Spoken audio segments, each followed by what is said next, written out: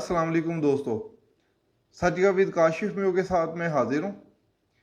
दोस्तों आज सबसे पहले तो जो है ना, आज बहुत ही अंदोहनाक वाक़या जो हुआ है उसकी हम बात करेंगे। आज 12 रबीउल अव्वल है। वैसे तो ये दिन हम सब के लिए बहुत ही बाबरकत और एक खुशी का बायस है कि आज हज़रत पाक सल्लल्लाहु अलैहि वसल्लम की विलादत, जश्न विलादत हम मनाते हैं। लेकिन कुछ धरती के नासूरों ने, इन दहशत गर्दों ने आज के दिन को खून की नदियों में नहला दिया। ऐसे बदबख्त दहशतगर्द हैं ये लोग कि जिन्होंने जुमे के दिन, और मुसलमान, मतलब ये लोग जो अपने आप को मुसलमान कहते हैं, ये तो मुसलमान क्या, ये तो काफरों से भी बदतर लोग हैं। ये ख्वारिज हैं जिन्हें यह एहसास नहीं था कि आज का दिन मुसलमानों के लिए कितना मुकद्दस है। और इन्होंने आज का दिन चुना जिसमें मस्तूंग में धमाका किया। खैबर पख्तूनख्वा में आज मुख्तलिफ वारदातें हुई हैं जिसमें 50 से जायद मुसलमान शहीद हुए हैं। और पाला चनार में भी आखिरी इतलात आ रही थी कि वहाँ भी कोई दहशत गर्दी का वाक़या हुआ है और वहाँ पर भी हमला हुआ है। तो ये इस कदर बदबख्त दहशत गर्द हैं जिन्होंने इन मुसलमानों को खून की में जिनका खून बहाया है। हम सब दुआ करते हैं कि अल्लाह पाक इन सब शहीदों को जन्नतुल फिरदौस में आला मकाम अता फरमाए।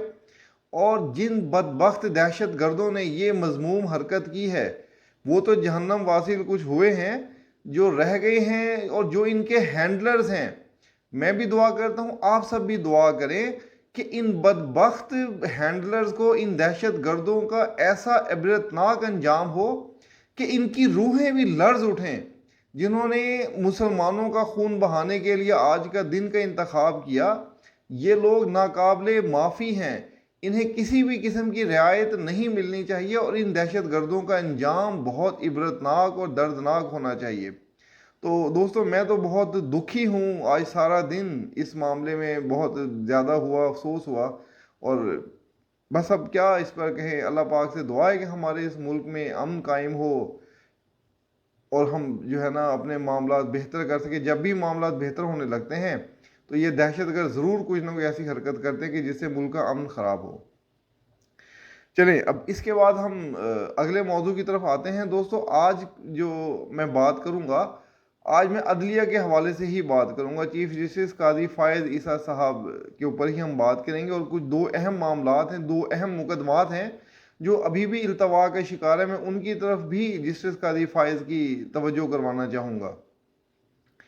दोस्तों एक तो आजकल आपने देखा ही है कि जब जैसे जस्टिस काजी फायद ईसा जो आए, उन्होंने ये जो मुकदमा था फैज़ाबाद धरना केस वाला, वो एक उसकी अपील थी, वो उन्होंने खैर लगाई और एक ही दिन की समात में उस पर काफ़ी अहम रिमार्क्स भी उनके आए। और उन्होंने 1 माह का वक्त भी दिया उस पर अमल दरामद के लिए। यकीनन उसमें जस्टिस फैज़ हमीद ही है मुलविस, जो उसमें ज़ाहरी तौर पे था, और जनरल बाजवा भी है ज़ाहिर उसके अगेंस्ट। लेकिन जो बज़ाहिर जो कार्रवाई होती नज़र आएगी वो फैज़ हमीद के ख़िलाफ़ ही नज़र आएगी। तो चलें, जिस तरह से ये चीफ जस्टिस काजी फायद ईसा ने उनके खिलाफ, फैज़ हमीद के खिलाफ या उस केस को उठाया, इसी तरह के दो और बहुत अहम मुकदमात हैं जिनकी तरफ मैं उनकी तवज्जो करवाना चाहूँगा और ये बहुत ज़रूरी भी हैं। बदकिस्मती से चीफ जस्टिस काजी फायद ईसा पर 4 चीफ जस्टिस जो अभी गुजरे हैं उनके पेशरो, उनके गलत फैसलों का बोझ है। और वो अदलिया को बेहतर करने का उन्होंने अज़्म भी किया हुआ है और इसके लिए वो बहुत सारे इकदाम भी कर रहे हैं, मैं जो खुद भी मालूम है। उन्होंने एडवोकेट जर्नल्स की भी एक मीटिंग बुलाई, ला अफसरान भी उसमें थे, और वैसे भी वो वकला से मुशावरत कर रहे हैं कि किस तरह से हम तेज़ तरीन किया जाए। और उसके अलावा उन्होंने एक और बहुत अच्छा काम किया कि उन्होंने जब एक समात हो रही थी तो उन्होंने कहा कि पहले हम नोटिस देंगे और उसके बाद अगली तारीख पर हम फैसला देंगे या सुनेंगे, लेकिन बार बार इल्तवा नहीं देंगे। तो यही मेरे भी जो दो मामलात हैं वो इसी से मुतल्लिक हैं कि जिस तरह चीफ जस्टिस काजी फायद साहब ने कहा है कि वो अब इल्तवा नहीं देंगे, तो मैं उन्हें दो ऐसे मुकदमात याद करवाना चाहता हूँ जो मुसलसल इल्तवा के शिकार हो रहे हैं। दोस्तों एक तो है वो जो साबिक वो जो थे जस्टिस शौकत सिद्दीकी साहब थे, उनका मामला बहुत अरसे से पेंडिंग है। और एक और अहम मुकदमा जो कि अवामी मफाद का भी है, 40,000 PTCL के पेंशनर्स हैं, उनका मुकदमा गुज़श्ता 8 साल से इल्तवा का शिकार हुआ है। ये इल्तवा का ऐसा नहीं है कि उनका फैसला नहीं हो रहा, उन बेचारे बुजुर्ग लोगों के हक में फैसला भी हो चुका है, लेकिन उस फैसले पर अमल दरामद करने के लिए कोई तैयार नहीं है। और सुप्रीम कोर्ट के 4 चीफ जस्टिस साकिब निसार साहब, फिर उसके बाद खोसा साहब आए, फिर उसके बाद गुलजार साहब आए, और फिर अभी ये बंदयाल साहब गए हैं। ये सब के सब इन्होंने किसी ने भी उस पर कोई पेशरफ्त करने की कोशिश नहीं की। तो दोस्तों, पहले मैं बात करता हूँ चीफ जस्टिस साकिब निसार, ये जो है, सॉरी, साकिब निसार याद आ रहे हैं। खैर, आज उनसे मेरी एक मुलाकात भी हुई थी तो इसलिए वो जहन में है। खैर, मैं चीफ जस्टिस काजी फायज़ ईसा साहब से मैं पहले ही उन्हें जस्टिस शौकत सिद्दीकी साहब का केस मैं उन्हें याद करवाना चाहूँगा। वो भी उसी फैज़ हमीद का शिकार हुए हैं जिसका काजी फायज़ ईसा साहब खुद हुए थे। उन्होंने ये शौकत सिद्दीकी साहब के ख़िलाफ़ भी रेफरेंस भिजवाया और काजी फायज़ ईसा के ख़िलाफ़ भी भिजवाया। उसके रूहे रवां तो यही हैं जो आ रही हैं हालात सामने। अब ये कुदरत का इनाम कह लें कि चीफ जस्टिस फायज़ ईसा साहब सुरखरू हुए और आज वो मसंद इंसाफ के सबसे बड़े मुनसिफ बनकर बैठे हैं, चीफ जस्टिस बनकर बैठे हैं।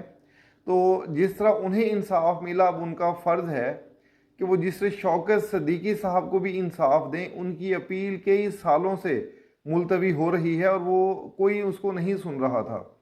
तो उन्हें तो अब जो है ना दें उन्हें, उनके अब वो कम से कम ज़ाहिर है अपनी सीट पर तो बहाल नहीं हो सकते, उनकी उम्र गुजर चुकी है, लेकिन उन्हें साबका मुराद मिल सकती है, उन्हें वो इज़्ज़त और तौकीर मिल सकती है जो उन्हें खारिज करके, उन्हें रेफरेंस के ज़रिए निकाल के जो उनको बेतौकीर किया गया था, कम अज़ कम उन्हें उनका जायज़ हक दिलवा सकते हैं, उन्हें उनकी पेंशन मिल सकती है, उनका स्टेटस बहाल हो सकता है। तो मैं पुरजोर अपील करूँगा चीफ जस्टिस काजी फायज़ ईसा साहब से कि जिससे शौकत सिद्दीकी साहब के केस को प्रायोरिटी पे उसका समाअत मुकर्रर करें, उसका बेंच बनाएं। वो बेशक खुद ही उसकी समाअत करें, लेकिन उसका फ़ैसला दें ताकि उन्हें इंसाफ मिल सके। और ये तो एक मुख्तसर बात करनी थी मैंने दोस्तों। इसके बाद अब मैं उन बुज़ुर्ग पेंशनर्स की तरफ आता हूँ। इन बुज़ुर्ग पेंशनर्स का केस बहुत ही दिलचस्प है। 2010 से ये मामला शुरू हुआ है और वो बेचारे हाई कोर्ट्स में गए, पहले इस्लामाबाद हाई कोर्ट में, फिर पेशावर हाई कोर्ट में, वहाँ अपने मुकदमा जीते। फिर वो सुप्रीम कोर्ट में आए, सुप्रीम कोर्ट में भी उन्होंने अपना मुकदमा जीता। लेकिन साकिब निसार साहब ने क्या किया कि सबसे पहले तो साकिब निसार साहब ने एक गलत फैसला ये दिया कि उन्होंने कहा कि जी जो लोग पिटिशनर हैं सिर्फ उनको ही पेंशन मिलेगी, जो बेचारे नहीं आए उन्हें नहीं मिलेगी। हालांकि ये बहुत ही गलत फैसला था कि भाई इंसाफ तो फैसला तो सबके लिए काबिल अमल होता है। ये तो नहीं होता कि जिसने दरख्वास्त दी है सिर्फ उसे मिले और बाकियों को ना मिले। सुप्रीम कोर्ट के बारे में ये कहा जाता है कि, या सुप्रीम कोर्ट के बारे में तो नहीं कहना चाहिए, अदलिया के बारे में ये कहा जाता है कि दादे के मुकदमे का फैसला पोता सुनता है। तो चीफ जस्टिस कादी फायज़ साहब, ये जो 2 केस मैं आपको बता रहा हूँ ये इसमें हकीकत होने वाली है, क्योंकि बुज़ुर्ग पेंशनर्स में से 8,000 पेंशनर्स का इंतकाल हो चुका है। वो बेचारे इसी आस में इस दुनिया से गुजर गए कि उनके हक, उन्हें इंसाफ मिलेगा या कोई अदलिया उनको इंसाफ देगी, लेकिन कहीं से उनको सुनवाई नहीं हो रही। और अब जो बाकी बचे हैं वो भी राह तक रहे हैं। तो मैं आपको बता रहा था कि जो है साकिब निसार साहब ने क्या किया, एक तो उन्होंने ये एक धांधली करने की कोशिश की कि हज़ारों पेंशनर में से उन्होंने तकरीबन कोई 350 लोग थे जिन्होंने दरख्वास्त दी थी कि जी सर इनको ही मिलेगा, बाकियों को नहीं मिलेगा, उनको फिर भेज दिया उन्होंने। अब वो बुज़ुर्ग पेंशनर जो बाकी बचे हैं वो भी दोबारा उन्होंने हाई कोर्ट में गए, फिर वहाँ से केस जीता, फिर वो सुप्रीम कोर्ट में आए। अब उनके फैसले पर अमल दरामद नहीं हो रहा। वो महकमे में जाते हैं तो उन्हें वहाँ भी नहीं मिलता, हुकूमत भी उन्हें उस तरह से पेंशन में इंक्रीमेंट वगैरह नहीं दे रही कि वो कर सकें। अभी उन्होंने एक ख़त भी लिखा है, जिसे एक खुला ख़त कहते हैं, अखबारों में वो छपा भी है। उन्होंने चीफ जस्टिस काजी फायज़ ईसा साहब से इल्तमास की है, दरख्वास्त की है कि उनके मुकदमे का फ़ैसले पर अमल दरामद करवाया जाए। पीटीसीएल कंपनी अरबों रुपए कमा रही है, लेकिन इन बुज़ुर्ग पेंशनर को कोई नहीं कुछ दे रहा। तो मैं पुरजोर अपील करना चाहूँगा और मैं ये दरख्वास्त करना चाहूँगा ये काजी फ़ाइज़ ईसा साहब से कि जी आप इन बुज़ुर्गों की सुने। ये इस उम्र में ना वो बेचारे अपने बच्चों से पैसे मांग सकते हैं, अपने अखराजात के लिए शर्मिंदगी होती है ना इस उम्र में आके। वो खुद भी बुज़ुर्ग हैं, उन्हें भी अंदाज़ा होगा कि इस उम्र में क्या हालत होती है बंदे की। तो अब वो बेचारे इस उम्र के इस हिस्से में हैं कि उन्हें मदावा किया जाए, उन्हें इंसाफ दिया जाए।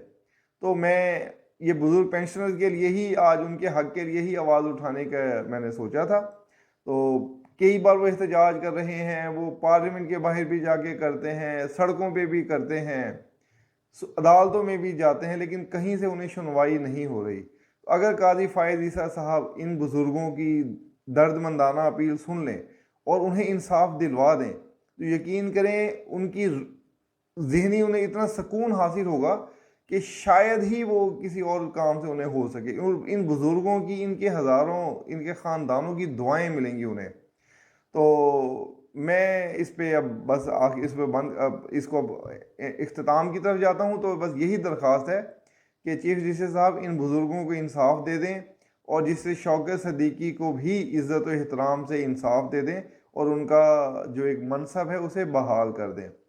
तो दोस्तों आज कोई सियासी बात नहीं करूँगा, आज सिर्फ इसी दुखी भी हूँ और ये दो ही मौजू मैंने चुने थे कि इंसाफ के लिए किया जाए।